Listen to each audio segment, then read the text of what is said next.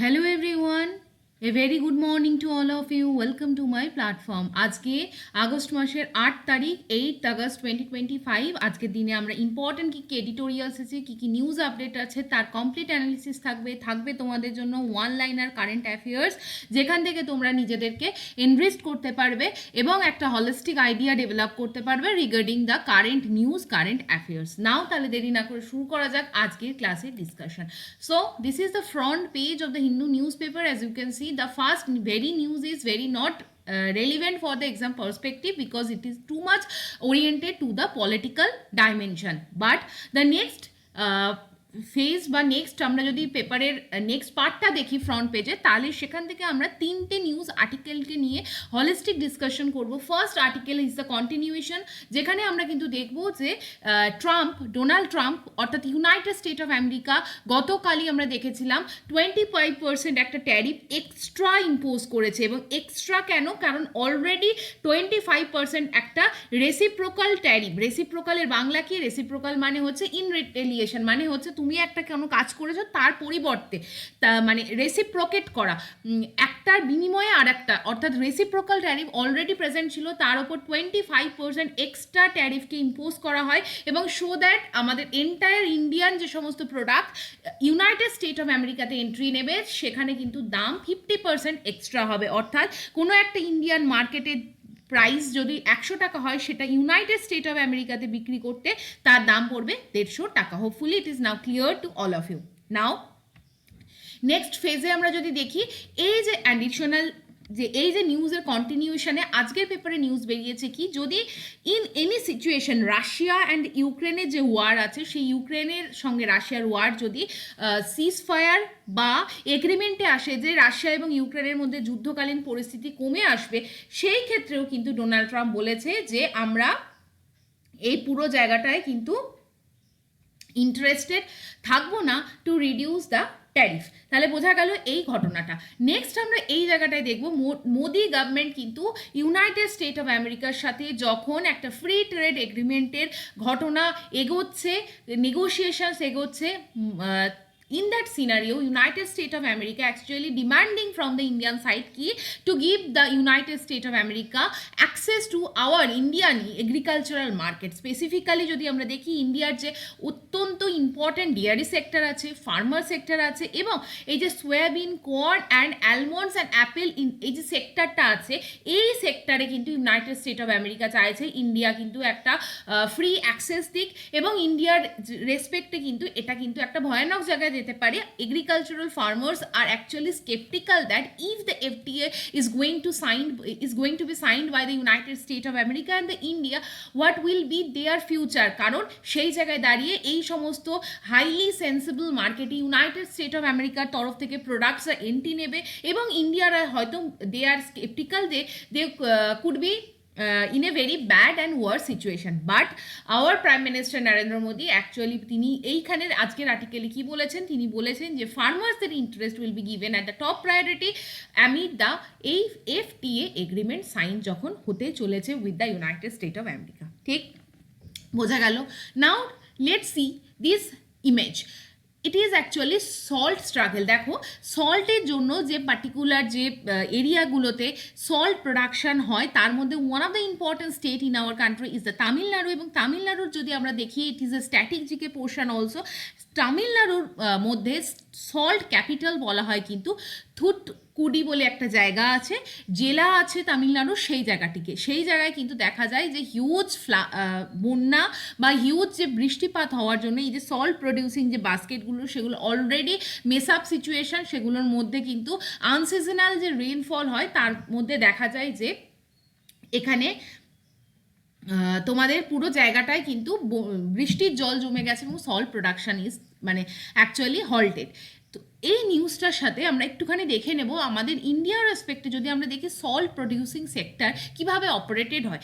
আমাদের এন্টায়ার যদি ওয়ার্ল্ডের সিনারিও দেখি, just next to United State of America and the China, India ranks as the third largest producer hub of the salt in the world. So this data is very important, that is the third in the row with respect to the production of the salt in the world. Now sea salt আমরা যদি দেখি particularly যদি আমরা দেখি এখানে একটা important ফিজিক্সের concept আছে, তাকে বলা হয় রিভার্স অসমোসিস। এই রিভার্স অসমোসিসের কনসেপ্ট আমরা যদি দেখি, সেই রিভার্স অসমোসিসের মাধ্যমে কিন্তু সি ওয়াটার থেকে কিন্তু এভাপোরেশনের মাধ্যমে আমরা সল্ট কালেক্ট করতে পারি, এবং আমাদের কান্ট্রির যে entire salt production, the 70% is contributed from the production of the from the sea salt. Now আমরা যদি সি সল্টের ম্যানুফ্যাকচারিং সাইট দেখি, অবভিয়াসলি কোস্টাল যে আমাদের ইন্ডিয়া আছে, আমাদের কোস্টাল ইন্ডিয়ায় কটা কটা স্টেট আছে, that is also a very important. আমরা গুজরাট পাবো, মহারাষ্ট্র পাবো, গোয়া পাবো, কর্ণাটক পাবো, কেরালা পাবো। অন দি আদার হ্যান্ড আমরা ইস্টার্ন সাইডে আসি যদি, তামিলনাড়ু, দেন অন্ধ্রপ্রদেশ, দেন উড়িষ্যা অ্যান্ড ওয়েস্ট বেঙ্গল পাবো। দিস আর দ্য 9 স্টেটস যারা কিন্তু আমাদের কোস্টাল স্টেট হিসাবে পরিচিত। তাহলে এই প্রত্যেকটা কোস্টাল স্টেটেই কিন্তু সল্ট ম্যানুফ্যাকচারিং হয়। এছাড়া আমরা যদি দেখি সল্ট কোস্টাল স্টেট ছাড়াও যেখানে ম্যানুফ্যাকচারিং হয় সেটা হচ্ছে রাজস্থান। তাহলে গুজরাট কিন্তু লিডিং আমাদের কান্ট্রির producer, approximately 28.5 million tons of the salt per year এখানে ম্যানুফ্যাকচারিং হয়, এবং 80% অফ দ্য কান্ট্রির যে টোটাল প্রোডাকশন সেটা কিন্তু গুজরাটই লিডিং রোলে প্লে করে। নাও আমরা যদি দেখি, try to solve the past year questions of the UPSC one of the examination. This is not asked in the civil service examination, but এটা ইউপিএসসির অন্য একটা পরীক্ষাতে কোয়েশ্চেন্স করা হয়েছিল। Let's try to solve this question.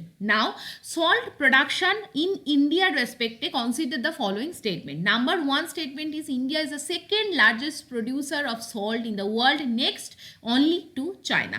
Now there is very trick, যদি কোথাও এই যে মানে এক্সট্রিমলি অ্যাফার্মেটিভ কোনো একটা ওয়ার্ড ইউজ করে দেওয়া হয়, ইন জেনারেল 90% চান্সে বলা হয় এটা কিন্তু ভুল হবে। তাই আমরা যদি আমরা যদি আজকের এই ফ্যাক্টটা নাও জানতাম যে ইন্ডিয়া, চায়না এবং ইউনাইটেড স্টেট অফ আমেরিকার পর থার্ড পজিশনে আছে, স্টিল আওয়ার মানে সাবকনসিয়াস লেভেলের এটা একটা অ্যানালিটিক্যাল মাইন্ড সেট আপ দিয়ে আমরা কিন্তু এটাকে নেগেটিভ করতে পারি যে নেক্সট অনলি টু বলা হয়েছে, যেহেতু এটা একটা ভুল স্টেটমেন্ট হবে।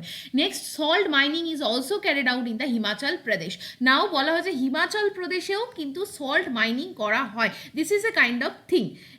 থার্ড, আমরা যদি দেখি Gujarat is a leading producer of salt in India. It is obviously আমরা একটা জেনারিক আইডিয়া থেকেও কিন্তু গুজরাটকে লোকেট করতে পারি যে গুজরাট কিন্তু সল্ট প্রোডাকশন করবে। ওকে, এরপরে ground water is an important source of salt in Rajasthan. তাহলে গ্রাউন্ড ওয়াটার কি হচ্ছে? গ্রাউন্ড ওয়াটার কিন্তু রাজস্থানের একটা ইম্পর্টেন্ট সোর্স, যেখানের থেকে কিন্তু সল্টকে প্রডিউস করা হয়। নাও আমরা যদি জেনারিক নলেজ দিই, তাহলে 1 এবং 4কে আমরা এলিমিনেট করে দিতে পারবো। When we eliminate 1 and 4 option, 1 option এবং 4 অপশানটা কিন্তু অটোমেটিক্যালি এলিমিনেট হয়ে যায়। 3 নম্বর অপশানও কিন্তু 1 অপশানটা যদি ভুল হয় তাহলে 3 নম্বর অপশানও কিন্তু এলিমিনেট হয়ে যায়। Now let's we are left with the option 2, 2 and 3 only. কিন্তু এখানে দেখো তোমাদের বুঝতে হবে যে সল্ট মাইনিং করা হচ্ছে হিমাচল প্রদেশও। এবার হচ্ছে তোমাদের মনে হতে পারে হিমাচল প্রদেশে কি সল্ট মাইনিং করা হয়? Because yes, Himachal Pradesh is one such state যেখানেও কিন্তু একটা রক সল্টের মাইনিং করা হয়।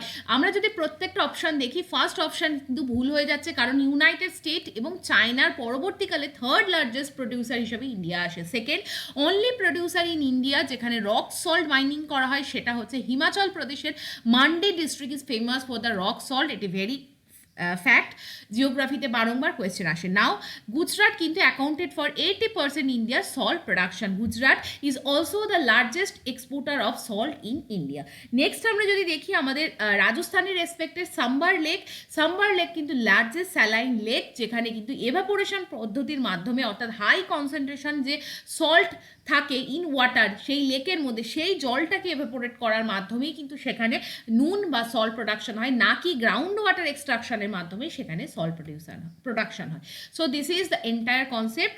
নাও আমরা এই জায়গাটাকে পুরোটা শেষ করলাম। Moving to the next portion, next article published in the front page of the Hindu newspaper is the supreme court dismisses High Court judge challenge, holds that in-house inquiry procedures has legal sanction. What happened is that recently আমরা দেখেছি the news with respect to Justice Jaswant Verma, High Court, তিনি একজন জাজ of Allahabad high court, তার রেসপেক্টে কিন্তু তার বাড়ি থেকে কিন্তু কি পাওয়া গেছিল যে ইলিগাল যে কারেন্সি তার বাড়ি থেকে পাওয়া যায়। আফটার দ্যাট মিস বিহেভিয়ার এবং ইনক্যাপাসিটি, সেই জায়গা থেকে দাঁড়িয়ে কনস্টিটিউশনাল যে পজিশনে তিনি আছেন সেখান থেকে তাকে সরিয়ে দেওয়ার জন্য দাবি ওঠে। কনসিকুয়েন্টলি পার্লামেন্টে এই কেস যায় এবং পার্লামেন্টে there is a procedure to remove the high court জাজেস। প্রসিডিওরের ফার্স্ট প্রসিডিওর কি, let's try to remember. First procedure হচ্ছে সেটাকে লোকসভা বা রাজ্যসভায় সেই বিলকে ইন্ট্রোডিউসড হতে হবে। নেক্সট কি, সেখানে একটা এনকোয়ারি কমিশন বসে এবং এনকোয়ারি কমিশন কিন্তু ডিউলি ভেরিফাই করে whether the actually the claim is right on wrong. The third কি, যদি মনে হয় সেখানে একটা সাবস্ট্যান্সিয়াল গ্রাউন্ড আছে regarding that kind of claim, then সেই রিপোর্ট, এন্টায়ার রিপোর্টকে লোকসভা এবং রাজ্যসভায় স্পেশাল মেজরিটিতে পাস করাতে হয় এবং স্পেশাল মেজরিটিতে পাস করার পর that is going to B presented in front of the honourable president of India এবং অনারেবল প্রেসিডেন্ট অফ ইন্ডিয়ার অর্ডারেই কিন্তু সেই হাইকোর্টের জাজকে রিমুভ করা হয়। নাও এখানে কি জায়গাটায় আলোচনা করা হয়েছে, এই জায়গায় এই যে এনকোয়ারি রিপোর্ট যেটা পার্লামেন্ট থেকে বেরিয়ে এসছে সেটা আদেও ঠিক কিনা সেটাকে যাচাই করার জন্য সুপ্রিম কোর্ট কিন্তু একটা ইন হাউস এনকোয়ারি প্রসিডিওর চালিয়েছিল এবং সেই প্রসিডিওরের এগেনস্টে জাস্টিস যশবন্ত বর্মা এবং তার যে গ্রুপ কোহর্ট তারা বলেছিল যে supreme court has no right to establish such kind of in house enquiry procedure এবং এটা কিন্তু ইলিগাল। ইন দ্যাট রিপোর্ট সেই জায়গার সেই পরিপ্রেক্ষিতে সুপ্রিম কোর্ট জানায় যে supreme court has that kind of right, absolutely supreme court has it কি with respect to establishment of an in house enquiry procedure. এই জায়গায় দাঁড়িয়ে যেটা কিন্তু রেকমেন্ড করছে যে রিমুভ করা হবে জাস্টিস যশবন্ত বর্মাকে। So this is the news. Now এই জায়গায় দাঁড়িয়ে সুপ্রিম কোর্ট কখন বলেছে যে supreme court can go to establish anything as per the article 141। এটা ল্যান্ডে, আমাদের ইন্ডিয়া ইজ এ ল্যান্ড যেখানে ল অফ দ্য ল্যান্ড 141কে ইউজ করে কিন্তু সুপ্রিম কোর্ট এই ধরনের একটা in house enquiry procedure establish করতে পারে। নাও আমরা জাস্ট একবার দেখবো 124 আর্টিকেলের এখানে মেনশন আছে, আর্টিকেল 218 মেনশন আছে, এইগুলো কিন্তু জাস্টিস এবং আরেকটা অ্যাক্টের মেনশন আছে যেটা হচ্ছে জাজেস enquiry act. This 3 articles 124 sub clause 5218 এবং আমরা যদি দেখি জাজেস এনকোয়ারি অ্যাক্ট, নামটা মনে রাখবে, জাজেস enquiry act, this are the same enquiry act যার মাধ্যমে entire procedure for the impeachment of the জাজেস from the supreme court as per 124 and from the high court as per 218 এগুলোকে কিন্তু করা হয়। Now try to analyse the article 141, very important supreme court article, যেখানে কিন্তু বলা হয় যে এই ইন্ডিয়ান কনস্টিটিউশন দ্বারা সুপ্রিম কোর্টকে এম্পাওয়ার করা হয়েছে যে সুপ্রিম কোর্টের যদি কোনো ল বা ভার্ডিক্ট আসে that is binding upon all the court in the country. We have integrated judiciary system, apex court হিসাবে আছে কিন্তু আমাদের Supreme Court, below which we have high court, below which we have district court and sub divisional courts. So this is the hierarchy এবং এই হায়ারার্কিতে Supreme Court যদি কোনো একটা অর্ডার ইস্যু করে that is mandatorily binding upon all the other courts present in the hierarchy. This is what stated in the article 141. Now এটা মানে কি বোঝায়, any decision or any ruling made by the supreme Court on a legal issue that becomes the law of the land, সেটা কিন্তু আমাদের এই রাষ্ট্রশক্তির ওপর একটা ল হিসাবে বর্তায় এবং that must be and should be followed by all the lower courts and it is actually given in the provisions of the article 141 to ensure the uniformity and to ensure that consistency in the application of the law should be maintain all across the country.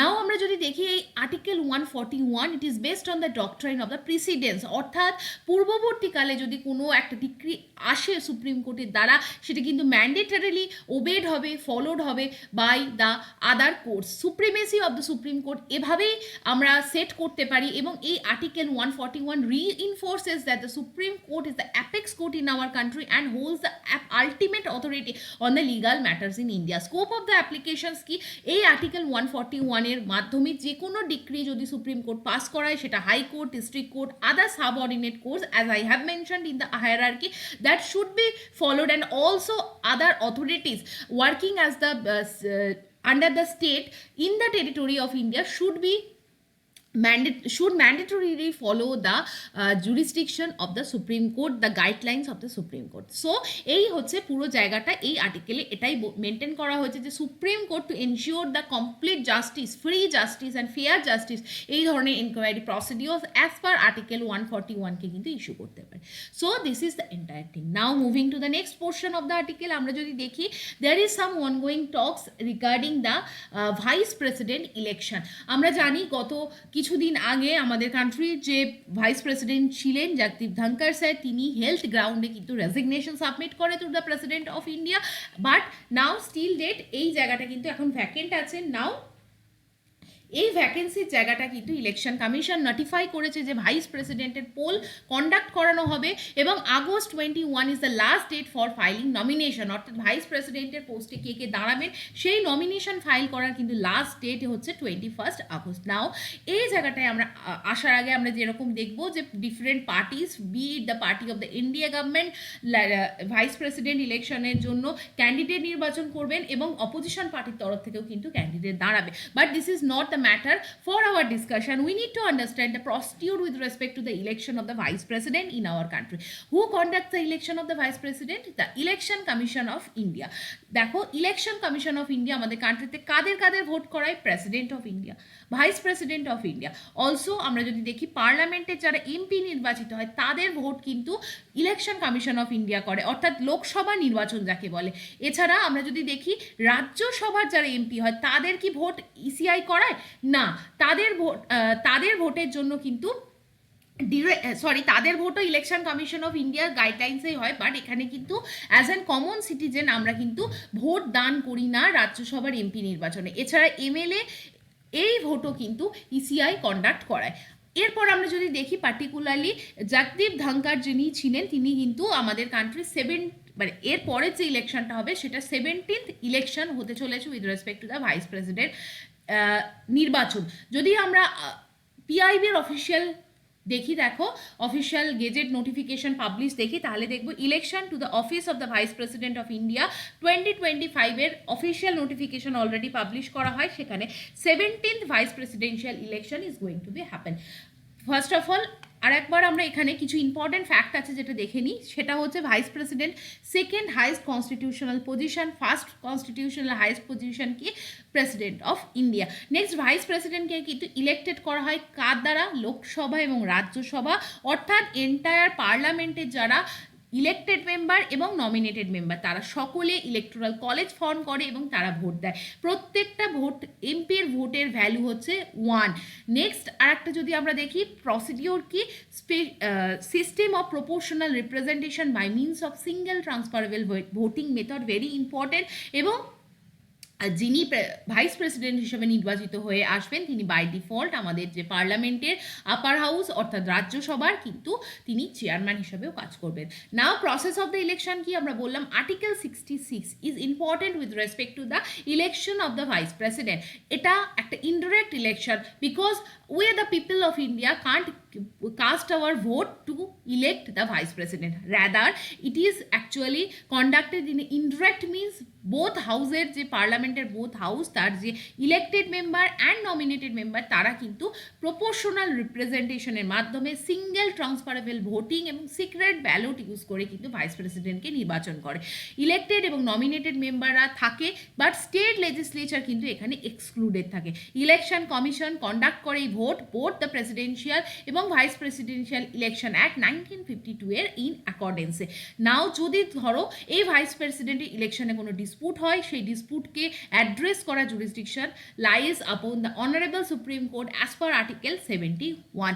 Now eligibility criteria কি আছে? Vice presidential ইলেকশনে দাঁড়ানোর জন্য 35 years বয়স হতে হবে, তাকে qualify করতে হবে to be the member of the Rajya Sabha, এটা 84-এ মেনশন আছে আর্টিকেল, এবং তাকে কিন্তু 102 আর্টিকেল অনুসারে তিনি মানে বলা হচ্ছে must not hold in office of profit or be disqualified under 102।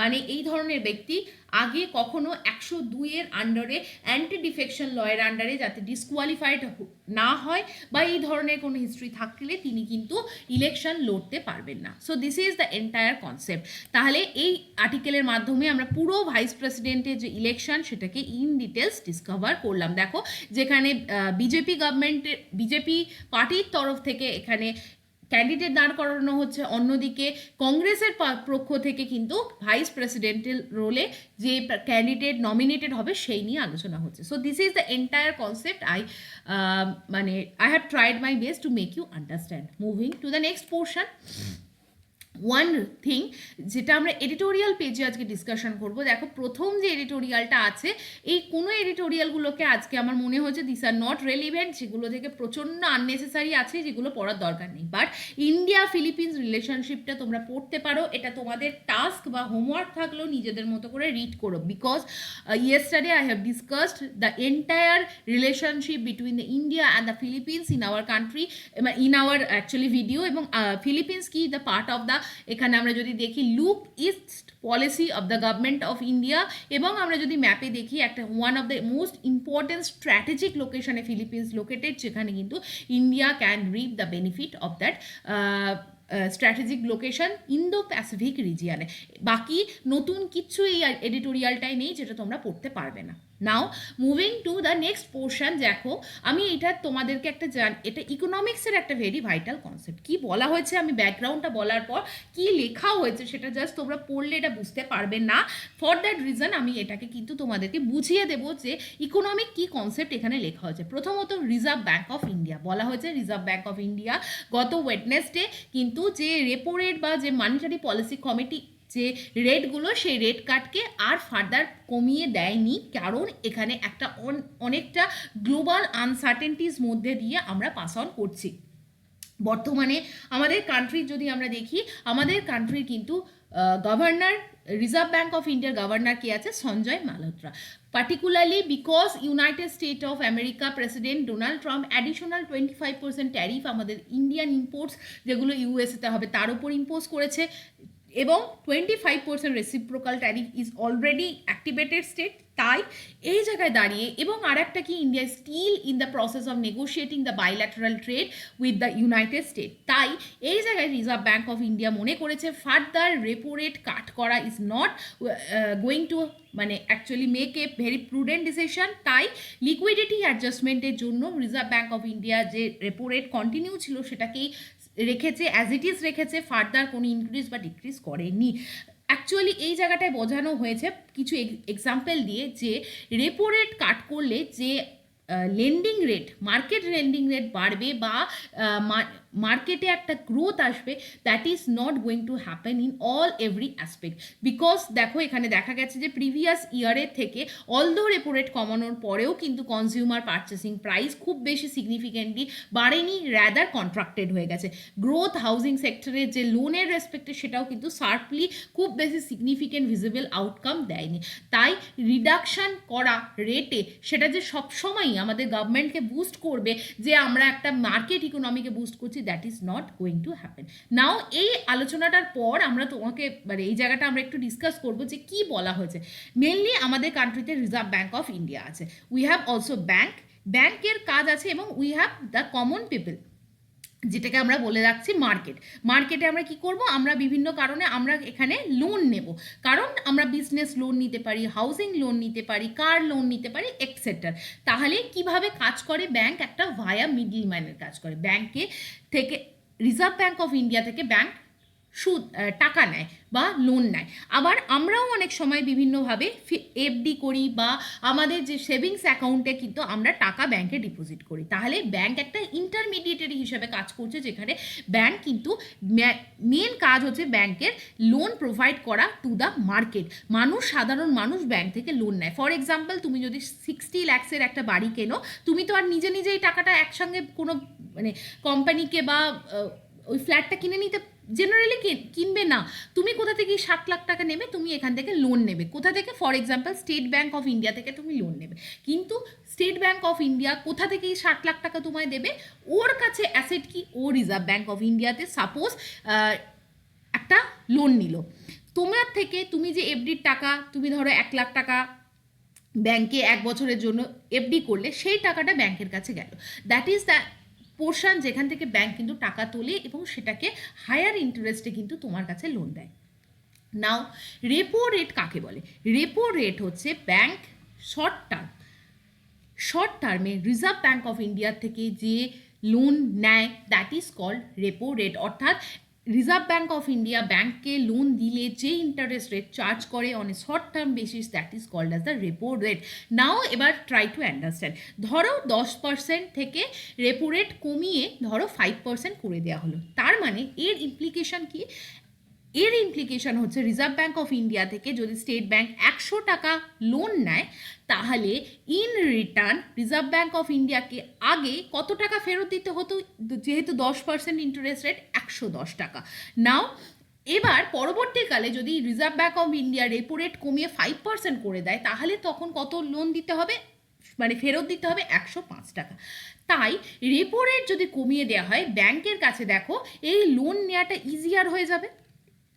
এবার লোন নেওয়া যেহেতু ইজিয়ার হয়ে যায়, ব্যাংক তখন চায় যে এই জায়গাটায় কম ইন্টারেস্ট রেটে মার্কেটে লেন্ড করে দিতে, বা আমরা বলতে পারি ব্যাংকের লিকুইডিটি বেড়ে যায়। কারণ ব্যাংকে আগে 110 টাকা ফেরত দিতে হতো, এখন 105 টাকা ফেরত দিতে হচ্ছে। অর্থাৎ ব্যাংকের কাছে লাইবিলিটি কমে যায়, ব্যাংকের কাছে লিকুইডিটি বেড়ে যায় এবং মার্কেটে দেখা যায় লোন ইজিয়ার হয়ে যায়। এবং লোন ইজিয়ার হয়ে যাওয়া মানে কি? লোন ইজিয়ার মানে কিন্তু মার্কেটে মানি সাপ্লাই বেড়ে যায়। So this is the entire concept, যেখানে কিন্তু আলোচনা করা হয়েছে ইন দ্য এডিটোরিয়াল পোর্শনস। তো এভাবে মানে তোমাদের ইকোনমিক্সের কনসেপ্টটা তোমরা আমাকে অনেকেই বলেছো যে ইকোনমিক্সটাকে এন্টায়ার ভিডিওর মাধ্যমে পড়াতে, বাট দেখো truly it is not possible from my side. কারণ এত মানে সব কিছু সামলে আমার পক্ষে এন্টায়ারলি তোমাদেরকে মানে পাবলিক প্ল্যাটফর্মে ইকোনমিক্সের মতো একটা কনসেপ্টকে বোঝানো, it is bit difficult. But I have already made the entire series of my economics lecture in my paid batch, যেখানে আমি পার্টিকুলারলি WBCS এর রেসপেক্টে ইকোনমিক্স ক্লাসটাকে থ্রু আউট বোঝানোর চেষ্টা করেছি, ভেরি লুসিড অ্যান্ড ডায়াগ্রামের মাধ্যমে। তো এখানে এন্টায়ার যে ফ্লো চার্ট সেগুলোকে ইউজ করে ইকোনমিক্সের পুরো কনসেপ্টটা আমার যে ডেডিকেটেড মেন্টরশিপ ব্যাচ আছে সেখানে আমি পড়ানোর চেষ্টা করি এবং সেখান থেকে পুরো নোটস বা স্টাডি মেটেরিয়ালগুলো প্রোভাইড করার চেষ্টা করি। তোমাদের যাদের মনে হয় যে economics is a very tough concept, economy is a very volatile subject যেটাকে ট্রেস করা যায় না, you can join my batch. সেখান থেকে দেখো তোমরা কিন্তু উপকার পাবে। তাহলে এই ছিল আজকের এডিটোরিয়ালের ডিসকাশন। নাও আমরা লাস্ট ফেজ অফ মাই যে ডিসকাশন সেখানে এসে উপস্থিত হয়েছে, যেখানে আমরা ওয়ান লাইনার কারেন্ট অ্যাফেয়ার্সগুলোকে সলভ করবো। Now first question, which city has recently establish ইন্ডিয়ার first quantum data centre? Option C is the correct answer. ব্যাঙ্গালোরে কিন্তু 2025 আগস্ট মাসে ইন্ডিয়ার ফার্স্ট কোয়ান্টাম ডেটা সেন্টারকে স্ট্যাবলিশ করা হয়েছে, যাতে কোয়ান্টাম কম্পিউটিং ক্যাপাবিলিটি ডেটা স্টোরেজকে বাড়ানো যায়। পরের question, which Indian player recently won gold at world badminton championship 2025? সেখান থেকে দাঁড়িয়ে actually option B is the correct answer, Lakshya Sen. Lakshya Sen কিন্তু গোল্ড মেডেল জিতেছে এবং সেটা কিন্তু মেন সিঙ্গেল ক্যাটাগরিতে স্টেলার পারফরমেন্সের মাধ্যমে। নেক্সট কোয়েশ্চেন, জল সুরক্ষা মিশন কোন স্টেট লঞ্চ করেছে? Option B is the correct answer, রাজস্থানের মধ্যে রাজস্থান গভর্নমেন্টের তরফ থেকে এই জল সুরক্ষা মিশনকে লঞ্চ করা হয়েছে, যাতে ওয়াটার কনজারভেশনকে আমরা প্রমোট করতে পারি, সাস্টেনেবল ইউজ অফ দ্য ওয়াটারকে আমরা এনশিওর করতে পারি। পরের কোয়েশ্চেন্সে আমরা চলে আসছি, which country recently partnered with India for the Mars sample return mission? যেখানে ইউনাইটেড স্টেট অফ আমেরিকা, এই অপশানটা হবে কারেক্ট অ্যান্সার। নাসা এবং ইসরো অর্থাৎ ইউনাইটেড স্টেট অফ আমেরিকা এবং ইন্ডিয়া পার্টনারশিপ করেছে, কোলাবোরেট করেছে for Mars sample return mission. পরের question, national cyber security task force ইন্ডিয়াতে রিসেন্টলি কোন অর্গানাইজেশনের তরফ থেকে সেট আপ করা হয়েছে? Option B is the correct answer, ministry of home affairs recently এই টাস্ক ফোর্সকে ইনফোর্স করেছে, যাতে কিন্তু আমরা সাইবার সিকিউরিটি ইনফ্রাস্ট্রাকচারকে বুস্ট করতে পারি। পরের question, which city recently hosted the global startup summit 2025? Option A is the correct answer, new দিল্লিতে recently global startup summit 2025 conducted হয়েছে, যেখানে 50 কান্ট্রিজ থেকে এন্টারপ্রেনিউয়ার্স এবং ইনভেস্টার্সরা পার্টিসিপেট করে ইন দিস সামিট। পরের কোয়েশ্চেনে চলে আসে, আর্টিফিশিয়াল রেইন প্রজেক্ট এই প্রোগ্রামটাকে কোন অর্গানাইজেশন রিসেন্টলি লঞ্চ করেছে in India? Option B is the correct answer. Indian meteorological department launch করেছে এই artificial rain project to enhance the rainfall in the drought hit area. পরের question, which Indian city ranked 26 in the global AI city index 2025? Option C, Bangalore is the correct answer. Bangalore secure করেছে 26th position globally for AI research and startup ecosystem. পরের question আমরা যদি দেখি, which country has recently signed an MOU with India for the Green Hydrogen Alliance? আমরা দেখব option A, Germany is the correct answer of the question. India এবং Germany agri করেছে to enhance the cooperation in the green hydrogen production and export. So this is the end of the discussion. কেমন লাগলো অবশ্যই জানিও, like করো, share করো, subscribe করো, Telegram channel join করো to get updated news papers এবং আমার যে ক্লাসগুলো হয় তার পিডিএফ, স্টাডি মেটেরিয়াল সমস্ত আমি আমার এই অফিসিয়াল টেলিগ্রাম চ্যানেলে পোস্ট করি।